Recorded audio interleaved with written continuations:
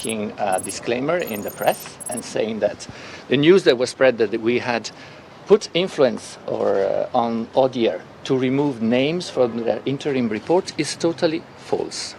And if people know me and if people know the European Union, they know that this is false. And any political actors also knows the methodology used by ODIHR in its reports. ODIHR is totally independent. Thuaj se në mënyrë periodike gjatë ditëve të kësaj jave, komunikime konkrete me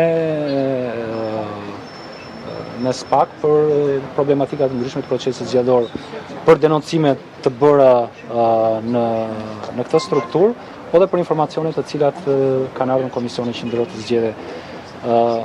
Do duhet ta bëjmë dije që brenda 24 orësh kemi dalë të themi që të vendosin në dispozicion çfarë prej tyre është kërkuar.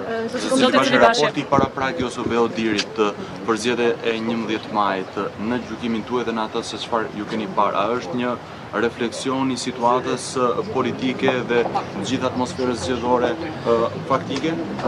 Që prej 2001-shit kur në një mënyrë ose në tjetër jam i angazhuar me zgjedhjet, kam vlerësuar që reputacionin dhe integritetin e ODIHR-it dhe faktin që është arbitër i pranuar nga të gjitha palët për gjykimin e zgjedhjeve në Shqipëri. Çdo gjë që ata thonë për mua qëndron.